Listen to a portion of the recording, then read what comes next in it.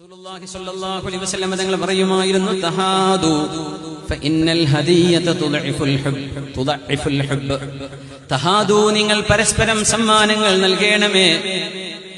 പരസ്പരം അങ്ങോട്ടും കൊടുക്കണം ഇങ്ങോട്ടും കൊടുക്കണം, രണ്ടുപേരും കൊടുക്കണം. ഒരാൾ വാങ്ങിക്കാൻ മാത്രം നിൽക്കരുത്.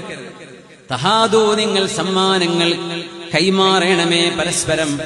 ഇന്നൽ ഹദിയത തുദഇഫുൽ ഹുബ്ബ, കാരണം സമ്മാനങ്ങൾ സ്നേഹത്തെ ഇരട്ടിയാക്കുമെന്ന് പുണ്യ റസൂൽ സ്വല്ലല്ലാഹു അലൈഹി വസല്ലം.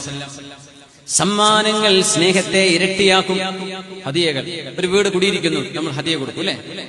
നമ്മുടെ നിയ്യത്തൊന്ന് നന്നാക്കിയാൽ മതി.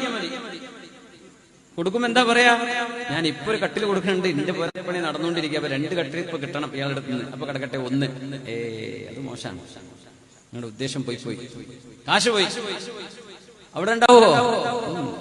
കാണേയില്ല. ലിസ്റ്റിൽ പോലും അല്ലാഹുവിന്റെ മലക്കൾ എഴുതലുണ്ട്.